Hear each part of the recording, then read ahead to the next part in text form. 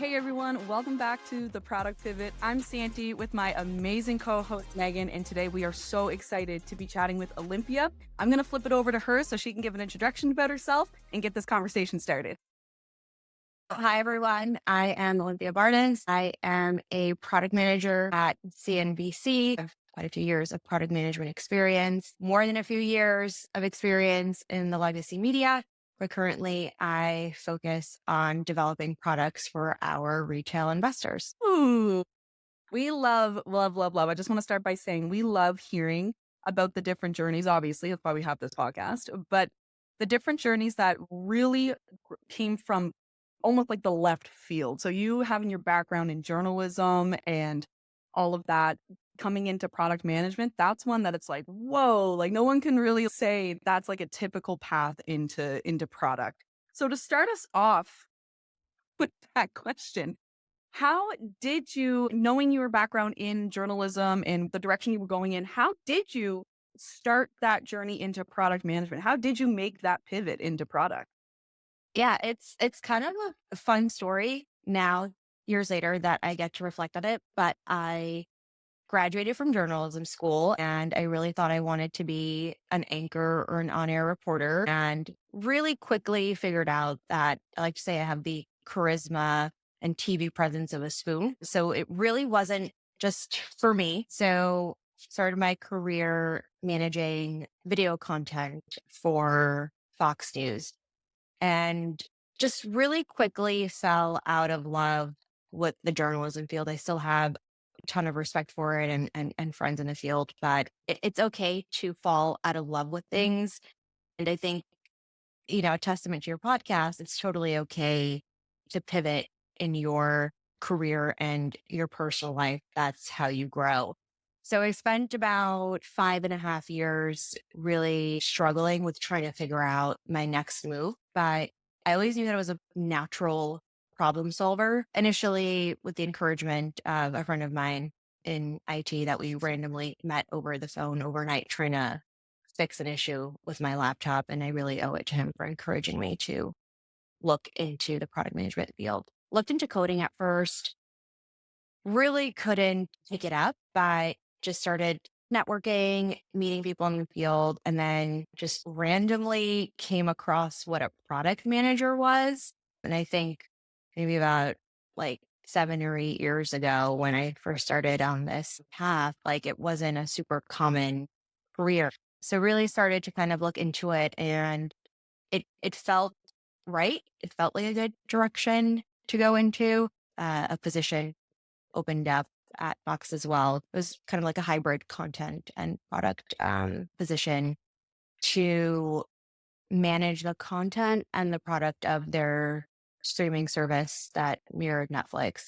So really hustled my way into that, made friends with the product team, really sold myself, advocated for myself, kept ringing the bell that like, hey, I want to transition over into product management. You are your own best advocate in your career and really in anything in life. Learned as much as I could from the best, made a ton of mistakes along the way.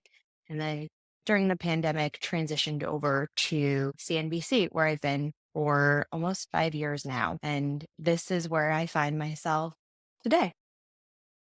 I think that's a great story. One thing that really stood out to me that you just said, and I cannot sleep on this, is advocating for yourself. Because every person we've had on this podcast, every PM that I talk to that has successfully pivoted, it all comes back to telling your manager that you want to pivot into product, trying new things at your company that is product related, at least just communicating your intention instead of doing it behind closed doors.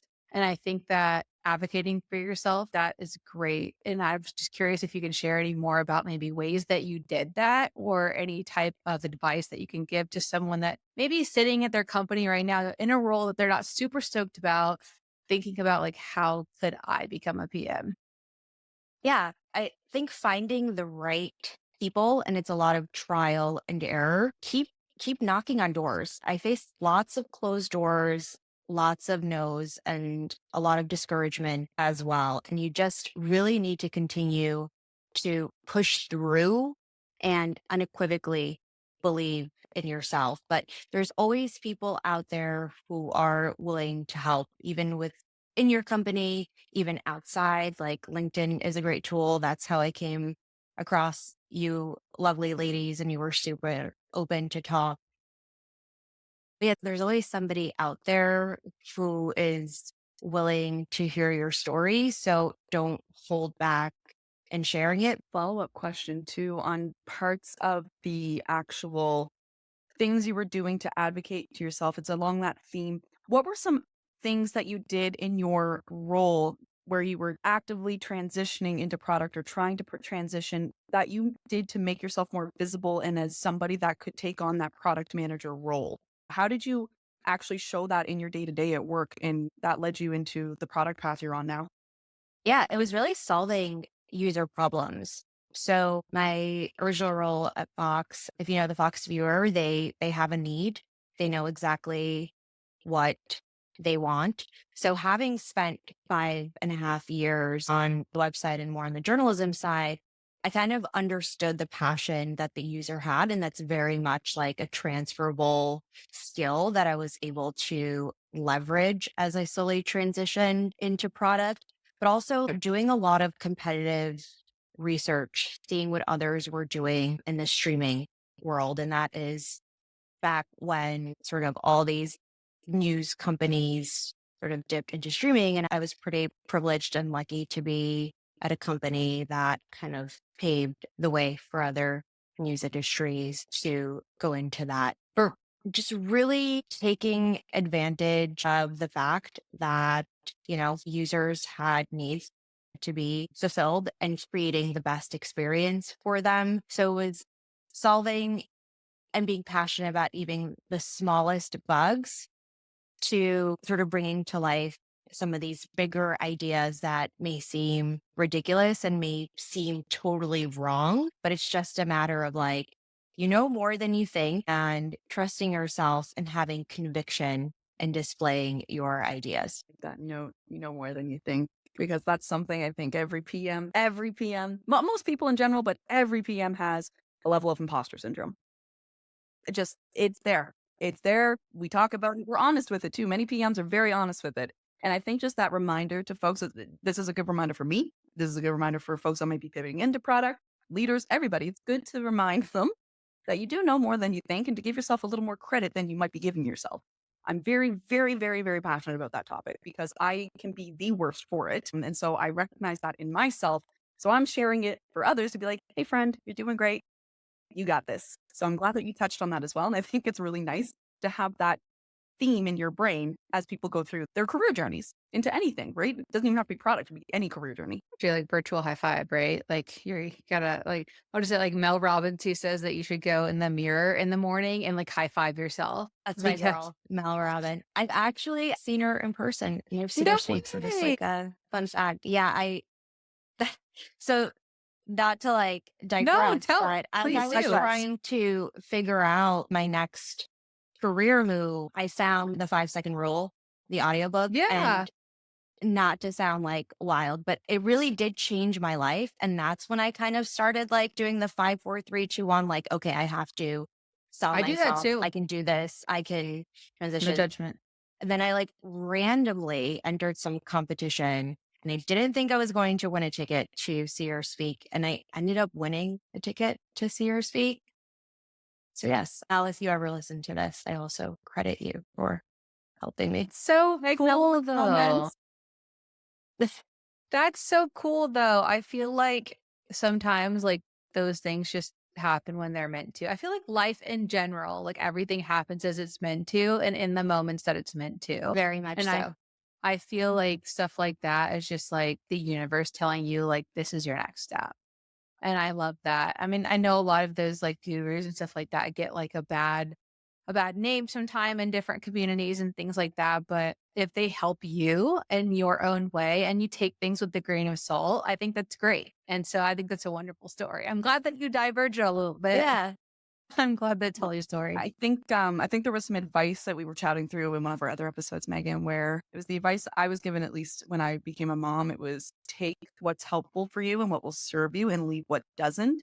So, obviously we look at everything through different ways and angles, but if something was genuinely helpful for you and the information you got was like, yeah, like I'm actually going to try this. I'm going to implement this. We're going to do the product manager thing and try things out and experiment. Then kudos, right? Like that is awesome. I don't think there's anything wrong with that. And that's why I encourage people also to go on a little tangent here. I also encourage people to share content on what's worked for them on LinkedIn because for one, what's common to us is not going to be common knowledge to others. And for two, you can't really be like your experience and what you've had help you is true, right? It's valid for you because that's what you experienced and what you went Precisely. through, right? So I'm always encouraging people to share those stories because you never know who's gonna take that advice of like, okay, Olympia just shared this whole thing. I'm gonna take these pieces and try them, and it might work for them, might not. That's True, okay. true. But if it does, hey, here we It's go. like, I think like I've told you before that like my rule of thumb with LinkedIn is if you help one person, you did your job. It doesn't mean that you have to like constantly use that feeling of like my post didn't get any impressions or my post didn't get any reactions. But you never know who silently got helped from your post or your Yeah, comment you're or your right. engagement. So if you helped one person, you did your job. I think that's like the mantra I've had to give myself since day one of engaging and posting on LinkedIn because it's so easy to get in your head. And I think that just utilize that mantra if you ever want to post or engage on LinkedIn and it will just like clear your head completely. Yeah, that is what I'm going to take with me. So thank you. But another question that we had for you, and I think for me, this is one that I think is really valuable for current and existing PMs is are there any positive or negative challenges that you have experienced since becoming a PM that you could share with our listeners? Yeah, I mean, I think the learning curve was a really big one transitioning over into product management. So my advice would be to honor the bliss of the learning curve, treat yourself as a product and iterate. That is what I'm talking about. That's like She loves to say that. so annoying with it too, and I know I am, but it's so true. Treat yourself as a product. Yeah, never stop learning. Did I ever think I would find myself at CNBC building products for investors? No, never. I don't have an investing background. I literally went into this with no knowledge other than automatically, you know, just putting money into my 401k. But, I was put in this position and they were like, figure it out. Good night and good luck, as many of us do have to face in product management is that baptism by fire. But my advice is to be flexible and open minded and adaptable and just going back to, a lot more than you think. You may not know something in that specific field, and I certainly didn't. But what I did have, and I still do, is a passion for learning and a competitive spirit and a passion for users who engage with our products on a daily basis. Never stop learning, and all novices, start out somewhere, and you can always become like an expert in something. That's so true. All device. I have another question on that part because you mentioned having the passion and like that love for learning. What were some other transferable skills that you ended up using to pivot into product and then continued using in product that maybe surprised you? Yeah, having a journalism background, I'd say the gift of yap. You have to talk all day. You have to connect with people and you have to tell your story. And just learning in college and in my years working in the news industry, I had developed a really good understanding of storytelling. And that is something that we use every day as product managers. Another, I think, skill is that I picked up from journalism as well is really the truth. And that's really helpful when you're kind of looking at data and you're assessing and you're analyzing. You really want to sort of side with that quantitative analysis to tell the truth of your user. So I'd say those were the two biggest ones from my background that I still, quite frankly, use on a daily basis today. I love that. If SEO would allow us, I would call the episode The Gift of the App. I think that's amazing. I mean, it would be huge on TikTok, right? My sister got me like a shirt for Christmas that says professional yapper. So when I told her about this podcast, she was like, this is what a big honor for you. I was like, yeah, it is. That so much, especially because I'm a natural extrovert. Like I love talking to people. And then I feel like a PM role just let me talk to more people. And I just loved that so much. Like, let me talk to more users. Let me get on the phone all day long.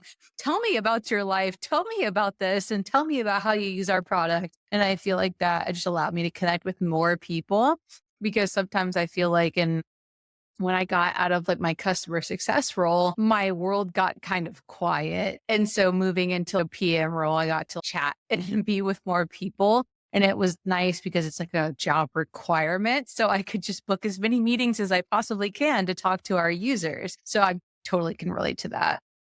Yeah, building relationships is, I've honestly even gotten better at it outside of work ever since becoming a product manager. Is like just really establishing better relationships with fellow human beings.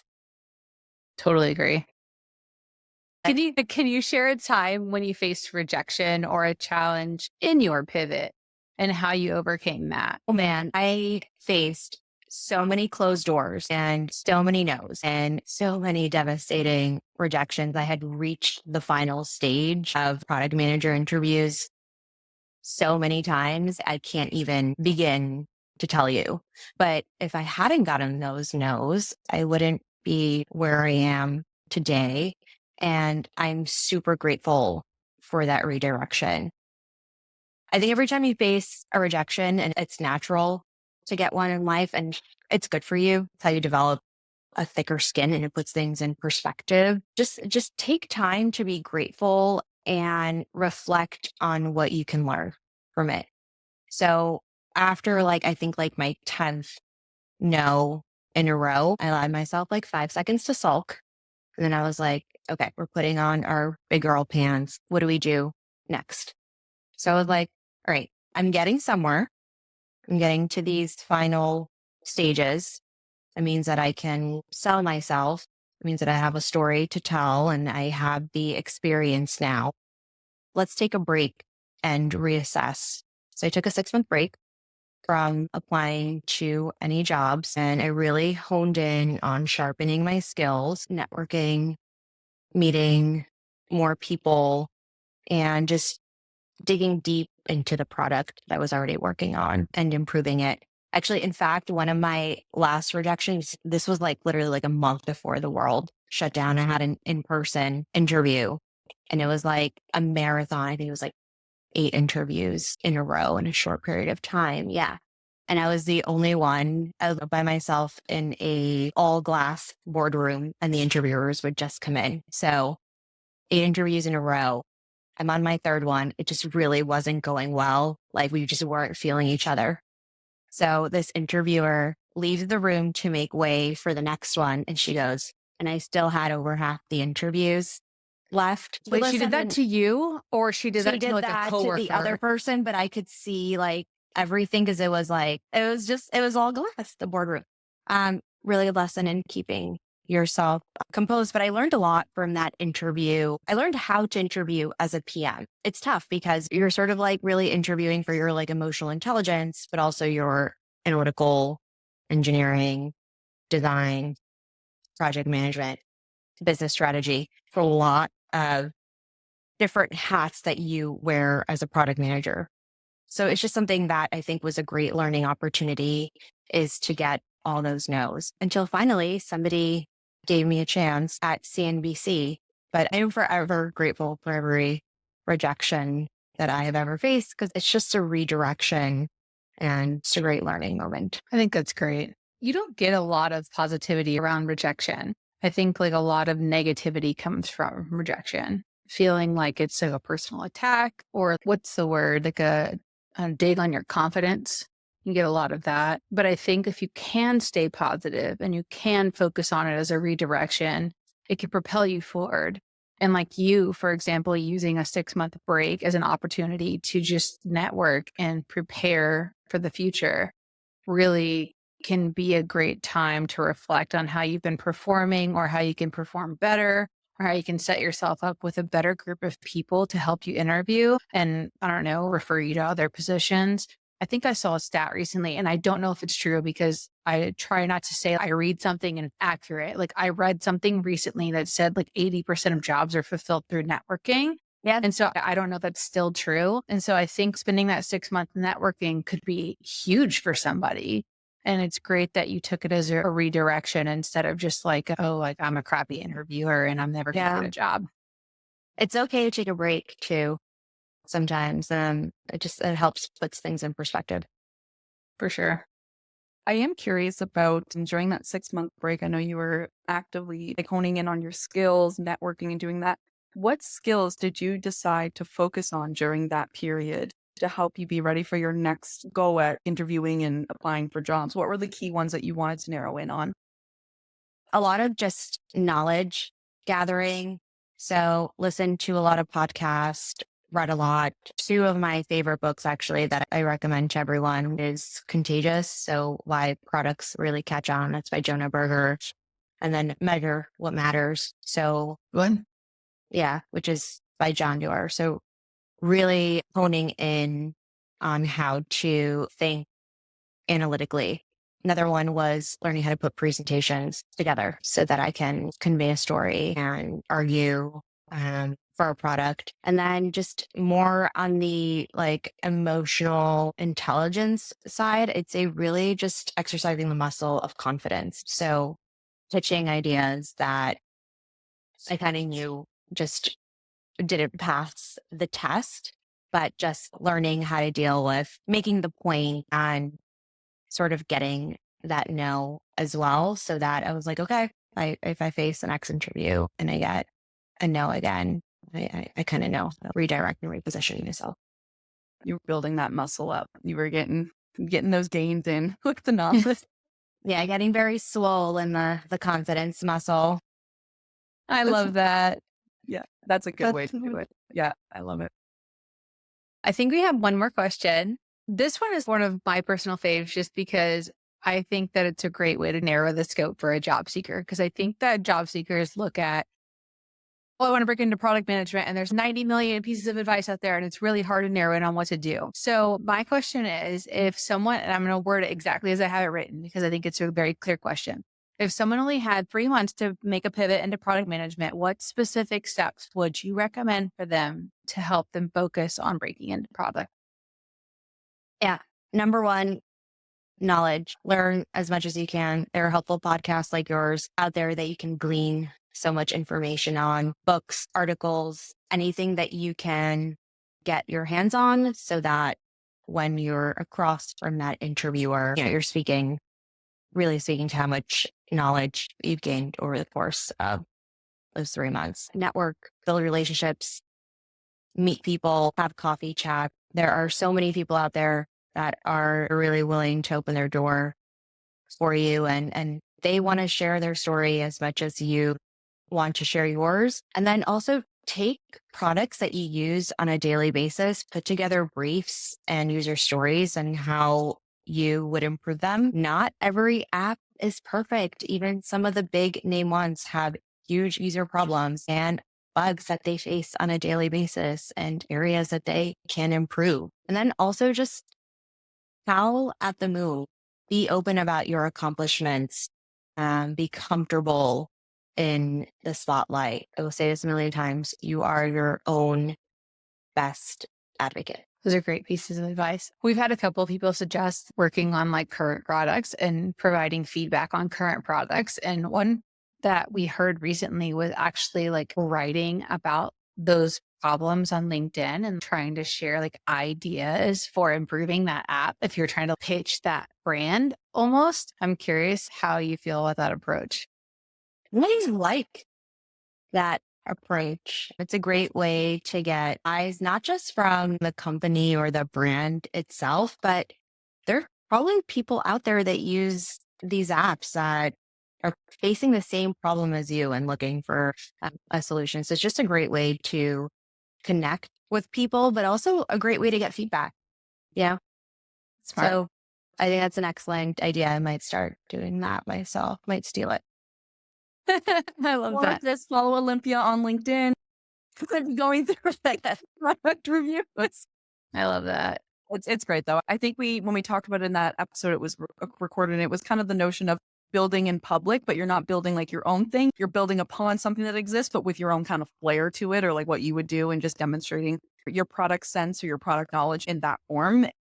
Eventually, people will come across your page. Like it's inevitable with LinkedIn. Yes, we can rip on the algos all day long and yada yada, but inevitably is going to happen that people. Yeah. And there's so many other places too. Like you can make your face on TikTok or Instagram or X. I was about to call it Twitter. Actually, I'm sorry, I refuse to call it X. I don't know why. Please like edit that out. It will be Twitter forever and ever. I always call it Twitter. I call can't. it that too. Yeah, It's like no, hard it's to Twitter. re-X to call it X now. I refuse. Such I think it's solid and diversify your content. Brilliant idea as well. And again, do the product thing. Experiment. Where are you getting hits or more, I guess, views, impressions, what have you, on which platforms? Like what content's sticking here, what content's sticking there. Double down on the ones you want to, if you want to. You make the rules. Yeah. Like, your Yeah. content. And don't be afraid to also reach out to founders or directors of product management, VPs. They're literally thinking about the same thing you are. So don't be afraid to build a bridge to that, So that true. knowledge that you have to share. Ooh, that is excellent advice. That is excellent advice. And it's a good approach, right? Not many people would think of that. Even to me, I'm like, actually, that makes a lot of sense because they're going to want to hear from their users, especially smaller startups and like people just starting to get their product kind of out there. Product market fit's not established yet. They want to get some of this feedback. They'd probably be more than happy to talk to somebody that's like, hey, I've been using your product, whether they were a beta or something, like they had it out there and people could use it. And they're like, yeah, I've been using your product, got some feedback. If you're up for it, let me know and just build that bridge, like you said, and get out Yeah, there. absolutely. And don't get discouraged if you don't get a response. People genuinely get busy. So keep trying. Especially a founder. Yeah, exactly. They're busy. They'll eventually get back to you. That's what I always say. Yeah, so true. Exactly. I do eventually get back to people. I'm not a founder. Just my LinkedIn messages can be a bit chaotic. So apologies to my They're on friends. fire. So you're popular. What can we do? I appreciate the vote of confidence. Yeah. So is there anything that we didn't hit that you want to talk about? Any tangents you want to go on? Any rants that you want to put out into the product ether? Let me think a little bit because the questions were really good. You guys did a good job. We'll be taking us back. With flowing. I think the things I've been thinking a lot about is like product specialization, for better or for worse. Something I've seen is product management roles are becoming highly, highly specialized. So things that are like very specific to payments, but specific to a platform, and then they get even more and more granular. And while I appreciate subject matter expertise, I'm kind of struggling with like where the product world and hiring managers are sort of headed with that type of strategy. Because to me, product managers were supposed to be super flexible. I mean, we are essentially contortionists. You should be able to put us in any type of product industry. And our role is to solve those problems for the user, for the business, and so forth. So does a highly specialized expert product manager sort of help or hinder that? And that is sort of what I've been kind of debating internally as I see sort of the job industry and the product management landscape change. I lean more toward the side of like, I think you should be able to place a product manager in the news industry or the health industry, and they should be able to use those transferable skills to solve your problem. But I think the industry is kind of headed in the opposite direction. So I'm curious to hear what people have to think about that. I'm curious to see if it continues that way because it's sort of a little bit of a newer trend, or if we're going to see the trend move back to where it was more of like a general product sense that you had to fulfill. Yeah, I've been seeing it a little bit bubbling up too in the LinkedIn sphere, the generalist versus specialist conversation. I'm curious Yeah. as well, to be quite honest with you, because again, I can see kind of both sides. I can see, pros and cons to each, depending on the industry, the company, the problems, et cetera, et cetera. Yeah, that's a good question, Megan. I don't know if you have any thoughts on that. We can ask our viewers as well. Yo, what do you think? Generalist, specialist, what are you doing? I see a lot of that with like larger companies that have pods. And Right. so, like larger companies that have a payment pod or a different part of the product that they can create pods for, where that makes sense. It could make sense where like Santi could be in a pod of like 7 engineers and she's the PM of that pod. And so her specialization is that part of the product because she's the PM of that pod. I can see where that makes sense. But to your point, she should be able to switch to a different pod the day later and take on that part of the product. Because a PM should be, like you said, a contortionist and should be able to just flip flop. It shouldn't be like that specialization only. But I see those job titles and those specializations for that part of the product based upon like, a lot of these larger companies that have pods. But I don't know if maybe the industry is going down that direction of you have to have specialization in this area in order to get this job, in which case that I'm not super down for. I would say. Yeah, like I see it a lot with AI as well, which I think is a great skill to pick up, especially as I keep seeing more and more AI product managers, but then you can go even deeper into product specialties within You can. AI. But, does that then sort of exclude the opportunity of learning on the job? Because, I mean, you don't go to college for product management. Yeah, I mean, you can take a million courses online and sure, they're helpful, but you won't learn unless you solve real user problems and go through the ringer of just product management. So I'm just curious to see where our just world is headed.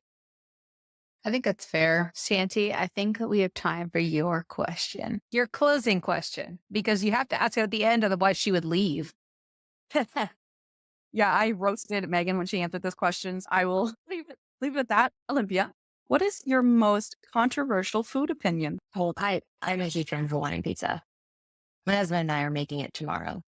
It's delicious. She likes pineapple on pizza. I love the sweet. I love the savory. And I'm a native New Yorker, so I am particular about pizza. So there's probably a special place for me in like New York City hell for loving Hawaiian pizza. Actually, it gets even more controversial than this. I also like olives on Hawaiian pizza. Ew. I'm Greek, so I say ew. I don't like olives, period, though. So, like, that's why I say ew. I could live off olives. That's how much I love them. Yeah. Okay, I too am not an olive person. Very interesting. Have any of our listeners had Hawaiian pizza with olives on them? Let us You know know. what? You'll be surprised. There's probably a whole fan group of us out there. If you've Oh had my it, gosh. please reach out. Does I'd your love husband eat the olives too, or just like half and half? No, he thinks it's gross. Opposites attract. You The know olive Exactly. theory. Have you ever seen How I Met Your Mother? It's the olive theory. Yeah, There's well, a- there you go. in, I in eat every olives olive. in every couple, there's one person who likes olives and one person who does not. Megan, What does they your say. husband like olives? Is that what I'm He hearing? does. He does. Then I would say it's an olive law. I wonder. I don't think my husband likes olives either, so I wonder where we get put in that group. Well, I don't know. Exception Right. to the law. Right, exception to the law. Yeah, It's but we against the law, also, really. if you're a potato person like me, I'm Okay. digging potatoes. They're We good. love. We we love support. potatoes. Yeah, very versatile, very flexible. Yeah. The potato is so flexible. It's the product manager of vegetables, starchy vegetables. That's not controversial. I think we all can agree that the potato is the product manager of vegetables. That's actually your title right there. Oh my God. Well, that's a great closer. This has been so much fun. I appreciate you coming on. Santi, anything else that you want to cover? I can't top that. You can't. I'm not at an episode better than with that statement. The woman was too stunned to speak, but I really thank you ladies for having me on and for connecting with Yeah. you. You're doing a good thing. Thank you so much for coming on. And thank you all for watching this episode. We really appreciate you tuning in. And if you want to connect with Olympia, her link will be in the episode description. So that way you can connect with her on LinkedIn.